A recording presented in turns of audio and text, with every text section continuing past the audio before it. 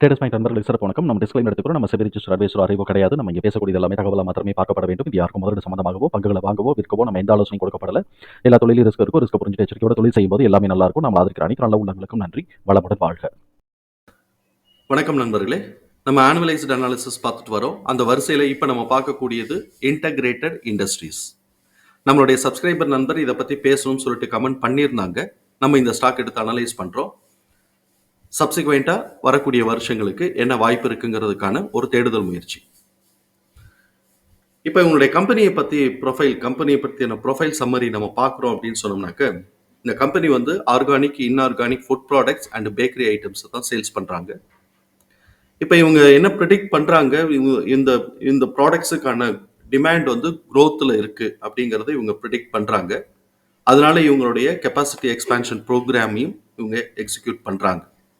அதில் ஒரு பார்ட்டாக வந்து இவங்க வந்து ஒரு பிஸ்கட் கம்பெனியை வந்து ராஜஸ்தானில் இருக்கக்கூடிய ஒரு பிஸ்கட் கம்பெனியை அக்வயர் பண்ணியிருக்கிறாங்க. அது போக துபாயில் வந்து ஒரு சப்சிடியரி கம்பெனியை எஸ்டாப்ளிஷ் பண்ணியிருக்கிறாங்க அப்படிங்கிறத நம்ம வந்து புரிதலுக்குள்ள எடுத்துக்கிறோம். இவங்களுடைய எக்ஸ்பேன்ஷன் ப்ரோக்ராமில் வந்து யூபியில் இருக்கக்கூடிய யூனிட்டை வந்து ஒரு 5000 மெட்ரிக் டன்னோட கெப்பாசிட்டியாக எக்ஸ்பேண்ட் பண்ணுறாங்க. அதில் இவங்களுடைய பிஸ்கட், அதுக்கப்புறம் வந்து ப்ரீமியம் பேக்கரி ப்ராடக்ட்ஸையும் அவங்களுடைய ப்ராடக்ட் போர்ட்ஃபோலியோவில் இன்க்ளூட் பண்ணியிருக்கிறாங்கிறத புரிதலுக்குள்ள எடுத்துக்கிறோம். இவங்க ஃபினான்ஷியல் பெர்ஃபார்மன்ஸஸில் இவங்களுடைய ப்ரொஜெக்ஷன்ஸில் இவங்க எக்ஸ்பெக்ட் பண்ணுறது என்ன அப்படின்னு சொன்னாக்க, ஃபினான்ஷியல் இயர் 2026 இவங்க வந்து 50% ரெவென்யூ வந்து இன்க்ரீஸ் ஆகணும் அப்படின்னு சொல்லிட்டு இவங்க எக்ஸ்பெக்ட் பண்ணுறாங்க. அது போக இவங்களுடைய எய்ம் என்ன அப்படின்னு சொன்னாக்க 70 to 75% வந்து 2027 வந்து இவங்களுடைய ரெவென்யூ வந்து க்ரோத்தில் இருக்கணும் அப்படிங்கிறதையும் இவங்க வந்து எய்ம் பண்ணி வேலை செய்கிறாங்கங்கிறத புரியுது. இப்போ இவங்களுடைய மார்க்கெட் வந்து எந்த இடத்துல இதுவரைக்கும் கவர் பண்ணியிருக்கிறாங்கன்னா, north India, east and west side of இந்தியாவில் இவங்க கவர் பண்ணியிருக்கிறாங்க இதுவரைக்கும். இனிமேல் சவுத்தில் ஃபோக்கஸ் பண்ணணும். அது போக இவங்களுக்கு வந்து குளோபல் ஃபுட் பிரிண்ட் இருக்கு, ஒரு மார்க்கபிளாக இருக்கு, சிக்னிஃபிகண்ட் ப்ரெசன்ஸ் வந்து குளோபல் இன்டர்நேஷனல் மார்க்கெட்டில் இருக்கு அப்படிங்கிறதையும் இவங்க வந்து தகவலாக கொடுத்துருக்குறாங்க. இப்படிப்பட்ட இந்த கம்பெனியோட அனாலிசிஸ் நம்ம பார்ப்போம். ட்ரெண்ட்லைனை பொறுத்த வரைக்கும் வேல்யூ ஸ்டாக் அண்ட் ரேடாருங்கிற கிளாசிஃபிகேஷன்ஸ்குள்ள வராங்க. ஹை ஃபினான்ஷியல் ஸ்ட்ரென்த், அஃபோர்டபிலிட்டி இன் வேல்யூஷன், டெக்னிக்கலாக மூமெண்டம் பெரிஷில் இருக்கு. அனாலிசிஸ்ட் யாரும் எந்த சஜஷன்ஸும் கொடுக்கல. நம்ம இந்த வீடியோ ரெக்கார்ட் பண்ணக்கூடிய தருணத்தில் இதோடைய ப்ரைஸ் வந்து ₹24.49 அப்படிங்கிற லெவலில் ட்ரேட் ஆகிக்கிட்டு இருக்கு. ஃபண்டமெண்டலாக ஹை சால்வன்சி பொசிஷன் மெயின்டைன் பண்ணுறாங்க, ஹை ரேட் ஆஃப் ரிட்டர்ன் எடுக்கிறாங்க, டெப்ட் டு ஈக்விட்டி ஆல்மோஸ்ட் 0ல் இருக்கு. பிஇ அண்ட் பிபிஐ பொறுத்த வரைக்கும் சப்சிக்வெண்ட்டாக க்ரோத்துக்கான ஆப்பர்ச்சுனிட்டி இருக்குங்கிறது நம்மளுடைய பார்வை. அதே சமயத்தில் இந்த சைட்டில் ட்ரெண்ட் லைனில் வந்து புக் வேல்யூ 156ன்னு கொடுத்துருக்குறாங்க. ஆனால் ஆக்சுவலாக இது வந்து பழைய வேல்யூ. அக்டோபர் மாதம் 2024 இவன் வந்து 10 ரூபா ஃபேஸ் வேல்யூ ஷேரை ₹1 கன்வெர்ட் பண்ணாங்க, ஸ்ப்ளிட் பண்ணினாங்க. அதனால இதை நம்ம வந்து 10ஆல் டிவைட் பண்ணிக்கணும். சப்சிக்வெண்ட்டாக ஷேர்ஸ் வந்து ப்ரொசீட் பண்ணியிருக்கிறாங்க. அதனால அதையும் அட்ஜஸ்ட் பண்ணினோம் அப்படின்னு சொன்னால் ₹9, ₹10, ₹11 அப்படிங்கிற வேல்யூக்குள்ள நமக்கு கிடைக்கும். இவங்க வந்து screener.inல ₹9 கொடுத்துருக்கிறான், ₹9 பாயிண்ட் சம்திங் கொடுத்துருக்கிறான். இவன் வந்து ட்ரேடிங் வியூவில் வந்து ₹11 பாயிண்ட் சம்திங் கொடுத்துருக்குறாங்க. அதனால நான் ட்ரேடிங் வியூவில் இருக்கிறத நான் எடுத்துக்கிட்டேன். நம்ம கால்குலேட் பண்ணுறது எல்லாமே அந்த ₹11 ப்ளஸில் தான் நம்ம கால்குலேட் பண்ணுறோம். இப்போ இவனோட இதில் பார்த்தோம் அப்படின்னு சொன்னால் நம்ம வந்து 2024ஓட ஆனுவல் ரிப்போர்ட்டோட பெர்ஃபார்மன்ஸஸை பார்ப்போம். இப்போ இவனுக்கு வந்து 2 வருஷம் தான் இருக்கு. அதே சமயத்தில் அமௌண்ட் எல்லாமே சின்ன சின்ன அமௌண்ட்டாக இருக்கிறதுனால பெர்சன்டேஜ் வைஸ் பார்த்தோம்னா பூதாகரமாக தெரியும். ஆனால் நம்ம வந்து அமௌண்ட் வைஸ் பார்த்தோம்னா எவ்வளோ கிராஜுவலாக இன்க்ரீஸ் ஆயிருக்காங்கிறத நம்மளால புரிதலுக்குள்ள எடுத்துக்க முடியும். நெட் கேஷ் ஃப்ளோ பார்த்தோம் அப்படின்னு சொன்னால் நெட் கேஷ் ஃப்ளோ வந்து 2024ல் 7.2 பாசிட்டிவாக இருக்கு. இதே இது ப்ரீவியஸ் இயர் 2023ல் 0வா இருந்தது. அதனால 7.2 வந்து பாசிட்டிவாக வந்திருக்கு. அதே சமயத்தில் கேஷ் ஃப்ரம் ஆப்ரேஷன் வந்து பார்த்தோம் அப்படின்னு சொன்னோம்னாக்க ₹5 கோடி பாசிட்டிவாக இருந்தது, ₹40 கோடி மைனஸில் போயிருக்கு. அப்போ இந்த இடத்துல கேஷ் மேனேஜ்மெண்ட்டு எப்படி பண்ணுறாங்கங்கிறத நம்ம புரிதலுக்குள்ள எடுத்துக்கிறோம். இப்போ இந்த கேஷ் மேனேஜ்மெண்ட்டில் என்ன பண்ணுறாங்கன்னா ₹75 கோடி இன்வெஸ்ட்மெண்ட் ஆக்டிவிட்டீஸில் செலவு பண்ணியிருக்கிறதா காமிச்சிருக்கிறாங்க. அப்போ அந்த ₹75 கோடி ஃபிக்ஸட் அசெட்ஸ் வந்து பர்ச்சேஸ் பண்ணியிருக்கிறாங்க. என்ன ஐட்டம்ங்கிறது ஆனுவல் ரிப்போர்ட்டில் டீட்டெயிலாக பார்க்கும்போது நமக்கு கிடைக்கும். இப்போ அது போக இவங்களுக்கு ஒரு ₹123 கோடி கேஷ் ஃப்ரம் ஃபினான்சிங் ஆக்டிவிட்டீஸில் வந்திருக்கு. அது வந்து என்ன அப்படின்னு சொன்னால் ப்ரொசீட் ஃப்ரம் ஷேர்ஸ் அப்படின்னு சொல்லிட்டு வந்திருக்கு. ஸோ இப்போ இந்த எஃபெக்ட் எல்லாம் நம்ம கொடுக்கும்போது நமக்கு வந்து புக் வேல்யூ கொஞ்சம் ஆல்டர் ஆகிறதுக்கு வாய்ப்பு இருக்குங்கிறத புரிதலுக்குள்ள எடுத்துக்கிறோம். எனிவே கேஷ் மேனேஜ்மெண்ட் இப்போதைக்கு மைனஸ்ல இருக்கு. பாசிட்டிவா இருந்ததுன்னா, அதாவது கேஷ் ஃப்ரம் ஆபரேஷன் வந்து மைனஸ்ல இருக்கு. அது பாசிட்டிவா இருக்கணுங்கிறது நம்முடைய பார்வை. ஆனா இவங்களுக்கு வந்து புதுசா இப்பதான் வளர்ச்சி அடைஞ்சுகிட்டே இருக்கிறதுனால கொஞ்சம் ஜிக்ஸாக் இருக்குங்கிறதையும் யதார்த்தத்தையும் நம்ம புரிஞ்சுக்கிறோம். இப்போ இவங்களுடைய ப்ராஃபிட்டபிலிட்டி எப்படி இருக்குன்னு பார்ப்போம். ப்ராஃபிட்டபிலிட்டி வந்து பார்த்தோம் அப்படின்னு சொன்னா 7.5 8 அந்த ரேஞ்சுக்குள்ளேயே இருக்கு. அப்போ இது ஒரு மாடரேட்டா நம்ம வந்து எடுத்துக்கலாம். மாடரேட் ப்ராஃபிட்டபிலிட்டி இருக்குங்கிறத எடுத்துக்கிறோம். பேலன்ஸ் ஷீட்ல அசெட் இன்க்ரீஸ் ஆயிருக்கானா இன்க்ரீஸ் ஆயிருக்கு. அதே மாதிரி ஷேர் ஹோல்டர்ஸ் ஃபண்ட் இன்க்ரீஸ் ஆயிருக்கானா இன்க்ரீஸ் ஆயிருக்கு. அப்படி நம்ம பார்க்குறோம். ஆனுவல் ரிசல்ட்டில் 2024 ஆனுவல் ரிசல்ட்டில் நம்ம வந்து பெர்சன்டேஜ் பார்க்க வேண்டாம். இங்கே வந்து ரெவென்யூ வந்து 5 கோடி ரூபாய் இருந்த 2023ல் 5 கோடி ரூபாய் இருந்த ரெவென்யூ இப்போ 2024ல் 330 கோடி ரூபாயா இன்க்ரீஸ் ஆயிருக்கு. இந்த இடத்துல டிடிஎம் ரெவென்யூ பார்த்தோம் அப்படின்னு சொன்னோம்னா 666 இருக்கு. நம்ம டிடிஎம் இல்லாட்டி எதா ஆக்சுவலில் என்ன இருக்குங்கிறதையும் நம்ம பார்க்கணும். இதை காட்டிலும் பீட்டா ரெவென்யூ எடுத்திருந்தா அப்படின்னு சொன்னோம்னாக்க சூப்பராக இந்த கம்பெனி அடுத்த வருஷத்துக்கு ஆனுவல் ரிசல்ட் வரும்போது இந்த கம்பெனியோட ஷேர்ஸ் வந்து மேலே ஏறினாலும் ஆச்சரியப்படுறதுக்கு இல்லைங்கிறது தான் நம்மளுடைய பார்வை. இப்போ இவங்களுடைய நெட் ப்ராஃபிட் பார்த்தோம் அப்படின்னு சொன்னாக்க 2023ல் 1.4 இருக்கு. அதே 2024ல் 24.9 இருக்கு. டிடிஎம்ஏ 53 இருக்கு. இப்போ குவார்டர்லி பெர்ஃபார்மன்ஸஸ்ல நம்ம பார்த்துக்குவோம். இப்போ ஆக்சுவலாக என்ன பெர்ஃபார்ம் ஓடிக்கிட்டு இருக்கு அப்படின்னு சொல்லிட்டு. அதே மாதிரி இபிஎஸ் பார்த்தோம் அப்படின்னு சொன்னாக்க 2023ல் 10 பைசா இருந்தது 1.1ன்னு இன்க்ரீஸ் ஆயிருக்கு. இப்போ எவ்வளவு ஆக்சுவல் பெர்ஃபார்மன்ஸஸ் எவ்வளோ இருக்கு அப்படிங்கிறதையும் நம்ம வந்து குவார்டர்லி பெர்ஃபார்மன்ஸஸ்ல செக் பண்ணுவோம். குவார்டர்லி பெர்ஃபார்மன்ஸஸை நம்ம பார்க்கும்போது நான் ஏற்கனவே சொன்ன மாதிரி பர்சன்டேஜை நான் எக்ஸ்க்ளூட் பண்ணிடுறேன். Q3 ரிசல்ட் வந்துருச்சு. அதனால இயர் ஆன் இயர் கம்பேரிசன்கிறது டிசம்பர் 2024 டிசம்பர் 2023 கம்பேர் பண்ணணும். அதே சமயத்தில் இந்த இடத்துல ரெவென்யூ வந்து பார்த்தோம்னாக்க இந்த 1 இயர்ல இயர் ஆன் இயர் ரெவென்யூ எப்படி கூடி இருக்குன்னு பார்ப்போம். டிசம்பர் 2023ல் 125, 2024ல் 199, கிட்டத்தட்ட ஒரு 75 கோடி ரூபாய் இன்க்ரீஸ் ஆயிருக்கு.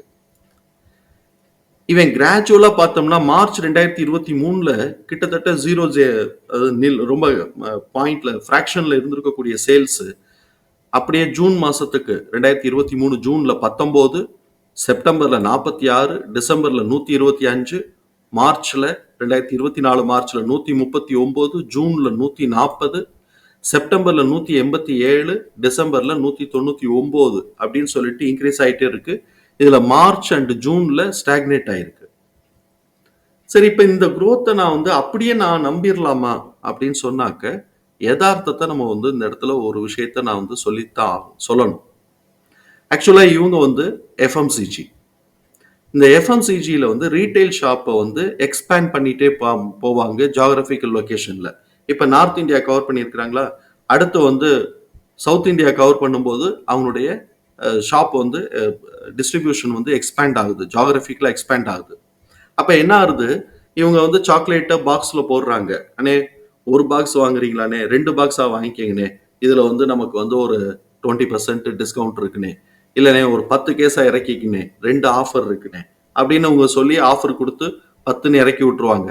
அது இம்மீடியட்டா இந்த இதில் வந்து பார்த்தீங்கன்னா சேல்ஸில் குவார்ட்டரில் ரிஃப்ளெக்ட் ஆயிரும். ஆனால் அவனுக்கு ரீட்டைலருக்கு அது சேல்ஸ் ஆகாமல் இருந்ததுன்னா அடுத்த தடவை ஆர்டர் போட மாட்டான். அப்போ எப்படி இந்த மாதிரி க்ரோத் வந்துகிட்டே இருக்கு அப்படின்னு சொன்னால் இவங்க ஜியாகிரபிக்கல் ப்ரெசன்ஸை வந்து எக்ஸ்பேண்ட் பண்ணிக்கிட்டே இருக்கிறதுனால ஆல்ரெடி கவர் பண்ணின எக்ஸிஸ்டிங் ரீட்டைலர்ஸ்ல எவ்வளோ சேல்ஸ் ஆயிருக்கு. சப்போஸ் 50% சேல்ஸ் ஆயிருக்கு, 50% சேல் ஆகலைன்னு வச்சுக்கோங்க.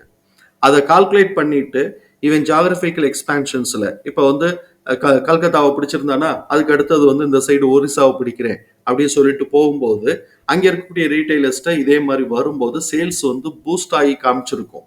ஆனால் ஆக்சுவல் சேல்ஸுங்கிறது இவனுக்கு ஒரு சைக்கிள் முடியணும். அந்த ஒரு சைக்கிளுடைய காலகட்டங்கள் 1 குவார்ட்டரா 2 குவார்ட்டரா 1 இயராங்கிறது நமக்கு தெரியாது. அதை கால்குலேட் பண்றது கஷ்டமாகவும் இருக்கும் இந்த மாதிரியான சூழல்ல. காரணம் என்ன அப்படின்னு சொன்னா இவனுக்கு இன்னும் ஜியாகிரபிக்கல் எக்ஸ்பான்ஷனுக்கான ஸ்கோப் இருக்கு. இப்போ வரைக்கும் என்ன பண்ணியிருக்கிறான், நார்த் இந்தியா கவர் பண்ணியிருக்கான், ஈஸ்ட் அண்ட் வெஸ்ட்டை கவர் பண்ணியிருக்கிறான், இன்னும் சவுத்துக்கு வரல. அப்ப சவுத்துக்கு வரும்போது எகைன் திருப்பி அவனோட growth ஆஸ்பெக்ட் தான் இருக்குங்கிறத நம்ம புரிதலுக்குள்ள வச்சுக்கிறோம். அதே சமயத்துல இதுல கிடைச்சிருக்கக்கூடிய இந்த விஷயம் லிட்ரலா நமக்கு வந்து டாக்குமெண்டடா பார்த்தோம் அப்படின்னு சொன்னோம்னாக்க சேல்ஸ் growth இருக்கு, அதுல எந்த மாற்றமும் இல்லை. ஆனா இது சஸ்டெயினபிளா அப்படிங்கும்போது நம்ம வந்து பொறுமையா பார்க்கணும். ஆனா என்ன, ஆஸ் ஒரு ட்ரேடரா இன்னைக்கு ஏறுதா, நான் அந்த அட்வான்டேஜ் எடுத்துக்கிறேன் அப்படிங்கிற லெவல்ல இதை பண்ணிக்கலாமே தவிர்த்து ஒரு லாங் டேர்மா சஸ்டெயினபிளா நம்ம இது யூஸ் பண்ணணும்னாக்க இவன் வந்து கவரேஜ், மார்க்கெட் கவரேஜை எடுக்கக்கூடிய இடம் வரைக்கும் நம்ம கொஞ்சம் வெயிட் பண்ணி பொறுமையா பார்க்கணுங்கிறது நம்மளுடைய புரிதல். ஆனா நம்ம ட்ரேடிங்ல நான் அட்வான்டேஜ் எடுத்துக்கிறேன் அப்படின்னு சொல்றவங்களுக்கு நமக்கு வந்து சஸ்டைனபிலிட்டியை பத்தி கவலை இல்லை. இன்னைக்கு எனக்கு அட்வான்டேஜ் கிடைக்குதுன்னா இன்னைக்கு அவங்க போட்டு ப்ராஃபிட் போட்டு எடுத்துக்குவாங்கங்கிறதையும் நம்ம புரிதலுக்குள்ள எடுத்துக்கிறோம். பட் இந்த சைடு இப்படி ஒரு கால்குலேஷன், இப்படி ஒரு அனாலிசிஸ் இருக்குங்கிறத நான் சொல்லியிருக்கிறோம். இப்போ நம்ம நெட் ப்ராஃபிட் வருவோம். நெட் ப்ராஃபிட்டும் ஆப்வியஸாக இன்க்ரீஸ் ஆகிட்டே தான் இருக்க போகுது, அதில் எந்த மாற்றமும் இல்லை. இயர் ஆன் இயர் கம்பேரிசனில் எவ்வளவு இன்க்ரீஸ் ஆகிருக்குன்னு பார்ப்போம். நெட் ப்ராஃபிட் 9.2 அப்படிங்கிற நெட் ப்ராஃபிட் வந்து 13.3ன்னு ஒரு 4 கோடி ரூபாய் இன்க்ரீஸ் ஆயிருக்கு. ஆனால் இபிஎஸ் பார்த்தோம் அப்படின்னு சொன்னால் 20 பைசா தான் இபிஎஸ் இன்க்ரீஸ் ஆயிருக்கு. இங்கே தான் நமக்கு வந்து செக் பாயிண்ட் வருது. 20 பைசா தான் இபிஎஸ் இன்க்ரீஸ் ஆயிருக்கு. இத்தனைக்கும் இவன் வந்து டிசம்பர் 2023ல வந்து பார்த்தோம் அப்படின்னு சொன்னோம்னாக்க இவனுக்கு வந்து இது வந்திருக்காது. எது, அந்த ஸ்பிளிட் வந்து இதுல அக்கௌண்ட் ஆயிருக்குமானா அக்கௌண்ட் ஆயிருக்கும். ஆமா, அக்கௌண்ட் ஆயிருக்குமா? இல்ல, அக்கௌண்ட் ஆயிருக்கிறது. அக்கௌண்ட் அக்டோபர் வந்திருக்கிற, நவம்பர், டிசம்பர், அப்ப அக்கௌண்ட் ஆயிருக்கும். அப்படி அக்கௌண்ட் ஆயிருக்கும் போது 40 பைசா இருந்தது, இப்ப 20 பைசா இன்க்ரீஸ் ஆயிருக்கு. இதையும் நம்ம மனசுக்குள்ள வச்சுக்கிறோம். இந்த இடத்துல நம்ம மனசுக்குள்ள வச்சுக்கிறோம். ஏன்னா ஷேர்ஸ் ஃப்ரம் இது வந்து அவங்க ஃபினான்சிங்ல வரும்போது கிட்டத்தட்ட ஒரு 130 கோடி ரூபாய் ஷேர்ஸ்ல இருந்து அவங்க கெயின் பண்ணி கேஷ் உள்ள வந்திருக்கு. அப்ப ரைட்ஸ் இஷ்யூவோ இல்லாட்டி ஏதோ ஒன்று ஒரு இது கொடுத்துருப்பாங்க, கன்வெர்டபிளாவோ இல்லை ஏதோ ஒரு ஷேர்ஸை கொடுத்துருப்பாங்க. அது ஆனுவல் ரிப்போர்ட்ல ஃபுல்லா படிச்சோம்னா நமக்கு தெரியும். சரி, Q to Qல நமக்கு என்ன பெர்ஃபார்மன்சஸ் வந்திருக்குன்னு பார்த்தோம்னா, இங்க வந்து பார்த்தோம்னா செப்டம்பர்ல Q2ல வந்து 187 கோடி ரூபாய் ரெவென்யூ இருந்தது, 199ன்னு வந்திருக்கு. கிட்டத்தட்ட ஒரு 12 கோடி ரூபாய் இன்க்ரீஸ் ஆயிருக்கு. நெட் ப்ராஃபிட் பார்த்தோம்னா குறைஞ்சு போச்சு, 1 கோடி ரூபாய் குறைஞ்சு போச்சு. நெட் ப்ராஃபிட் 1 கோடி ரூபாய் குறைஞ்சு போச்சு. இபிஎஸ் ஸ்டாக்னேட் ஆகி நிக்குது. 4 குவார்டரா இபிஎஸ் வந்து 0.6ங்கிற லெவல்லே ஸ்டாக்னேட் ஆகி நிக்குது. இது நம்ம வந்து யோசிக்க கூடியது. சாரி பாஸ், இந்த டிசம்பர் மாசத்துக்கு வந்து அக்டோபர் 2024ல தான் இவன் வந்து ஸ்பிளிட் பண்ணினான். அப்ப 24க்கு முன்னாடி வந்து டிசம்பர்ல ஸ்பிளிட் பண்ணல. ஸ்பிளிட் பண்ணாதும் போது இவ்வளவுதான் எடுத்திருக்கிறான். அப்ப இந்த இடத்துல இபிஎஸ் உடைய ஷேர் வந்து நமக்கு கொஞ்சம் கம்மியா தான் வருதுங்கிறது நம்மளுடைய புரிதல். இப்ப இந்த இடத்துல வந்து பார்த்தோம் அப்படின்னு சொன்னா இதோட டிடிஎம் ஏன்னா இவெல்லாம் ஸ்பிளிட் பண்ணதுக்கு பிறகு வந்திருக்கக்கூடிய எஃபெக்ட் டிடிஎம்ல இவங்க போட்டிருக்க மாட்டாங்க, அதை நம்ம பார்த்துக்கலாம். இப்ப இந்த இடத்துல எம்எஃப் தன்னுடைய ஹோல்டிங்ல இருந்து புள்ளி எந்த சேஞ்சஸும் பண்ணல. எஃப்ஐஎஸ் தன்னோட ஹோல்டிங்ல இருந்து புள்ளி 61% குறைச்சு வச்சிருக்கிறாங்க. அப்ப எஃப்ஐஎஸ் நல்லா வச்சிருக்கிறானாங்கிறத நம்ம பார்க்கணும். நல்லா வச்சிருக்கிறானான்னு பார்க்கும்போது எஃப்ஐஎஸ் வந்து 4.47% வந்து வச்சிருக்கிறான். டிஐஎஸ் உள்ள என்ட்ரு ஆகி ஃப்ராக்ஷன்ல 0.06% தான் வச்சிருக்கிறான். இந்த இடத்துல வந்து என்ன ஆகுது, பிளட்ஜஸ் ஏதாவது இருக்கா அப்படின்னு சொன்னாக்க பிளட்ஜஸ் எதுவுமே இல்லை. பிளட்ஜஸ் வந்து 0 தான் காட்டுது. பிளட்ஜஸ் வந்து 0 தான் காட்டுது. ஸோ ப்ரொமோட்டர்ஸ்ல பிளட்ஜஸ் இல்லை. எஃப்ஐஎஸ் கொஞ்சம் என்ட்ரி எடுத்திருக்கிறாங்கிறத புரியுது.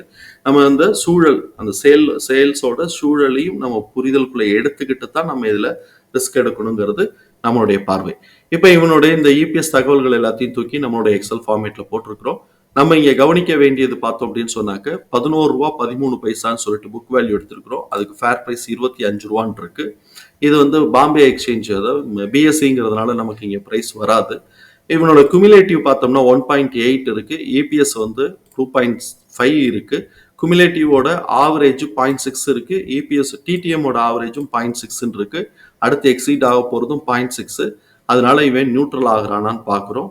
நியூட்ரல் ஆச்சு அப்படின்னு சொன்னா, அதாவது ஈக்குவல் ஆச்சுன்னாக்க அதுலயும் 0.57, இதுல 0.67. ஸோ இப்போ ஆல்மோஸ்ட் 0.6 அப்படிங்கிற ரேஞ்சிலேயே இருக்கு. அதனால ஈக்குவல் ஆகுது. இந்த இடத்துல கூடவும் இல்லாம குறையும் இல்லாம ஈக்குவலைஸ் ஆகுது. அதனால இது ஏற்கனவே கூட எக்ஸ்பென்சிவ் வேல்யூஷன் அவங்க கருதி இருந்தாங்கன்னா அதுக்கு ஒப்ப கீழே இறக்கி விட்டுருவாங்கிறத நம்ம புரிதலுக்குள்ள எடுத்துக்கிறோம்.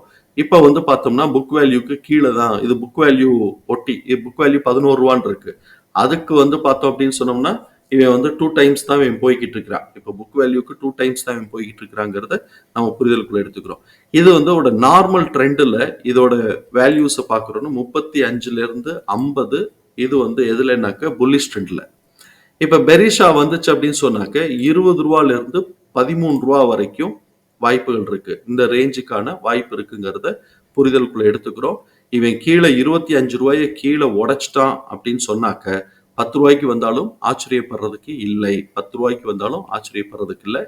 நமக்கு வந்து எக்ஸ்போனன்ஷியல்ல வந்திருக்கக்கூடிய பிரைஸ் தகவல்கள் எல்லாத்தையும் தூக்கி நம்ம வந்து சார்ட்ல மார்க் பண்ணியிருக்கிறோம். இதுல சார்ட்ல நம்ம முக்கியமா வந்து பிரேக் பாயிண்ட் வந்து நான் வந்து 3ஆ பிரிச்சிருக்கிறேன். Break point low, break point mid point, break பாயிண்டோட ஹை அப்படின்னு சொல்லிட்டு பிரிச்சிருக்கிறோம். பிரேக் பாயிண்டோடைய ரேஞ்ச் என்ன ஆகுதுன்னா ரூ. 29 ரூ. 67 இருக்கு. அதோட மிட் பாயிண்ட் 46. இப்ப இவன் பிரேக் பாயிண்டோட மிட் பாயிண்ட் வரைக்கும் கீழே போயிட்டு திருப்பி லோவை உடைச்சு கீழே இறங்கிட்டு இருக்கிறான். அப்படி கீழே இறங்குறான் அப்படின்னு சொன்னாக்க S1 ரூ. 17 S2 ரூ. 4 இருக்கு. அப்ப S1 கீழே உடைச்சான் அப்படின்னு சொன்னாக்க கிட்டத்தட்ட ரூ. 9 10 ரேஞ்சில் மிட் பாயிண்ட் இருக்கும் S1க்கும் S2க்கும் நடுவில். அதை நான் மார்க் பண்ணல.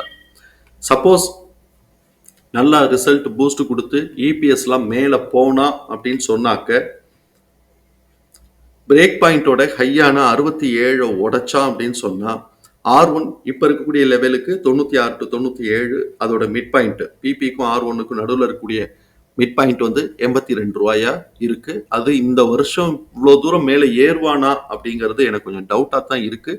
ஆனாலும் இபிஎஸ் உடைய லெவல் அதிரி புதிரியா இபிஎஸ் லெவல் கூட கிடைச்சதுனால் ரூ. 10 தாண்டி போச்சு அப்படின்னு சொன்னாக்க அது மேலே ரூ.